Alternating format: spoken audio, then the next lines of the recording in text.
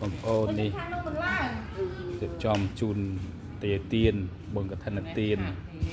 ហើយប្រគិនប្រសងវត្តរូបតេបងប្អូនណាបាទមានតែប៉ុណ្ណឹងបងប្អូនអើយមិនទេបាទមិនខំតែមានប៉ុណ្ណឹងបាទអូននេះតែប៉ុណ្ណឹងទេហើយជូន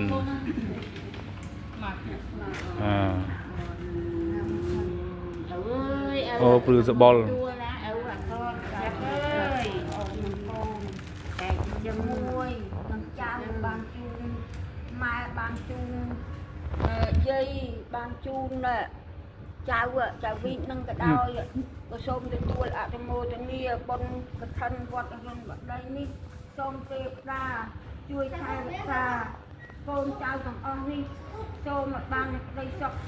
និងក្តីជំនុំចម្រើនរួចចាក់គ្រប់ទុកអរគ្នា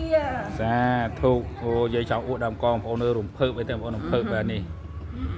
ភើបបាទរំភើប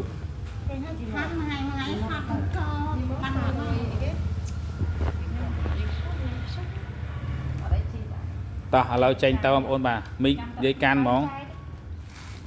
មិនគុំបែងហើយទៅគុំឡើយចាំនេះលុយគុណប៉ុណ្ណេះទៀតយ៉ាងណាចាំចូលអស់គ្នាចាំនេះទៅយាយអីណាកាន់បងកាន់តែចាំចង់សិនណា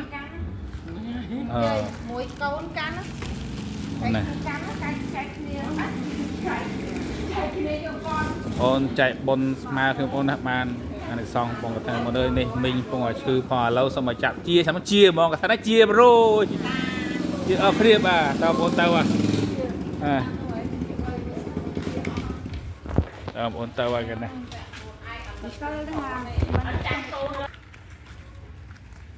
ចាំមកបយណាបយផ្លាស់អាវទៅរកអាវអត់ឃើញទេមិនដឹងហ៎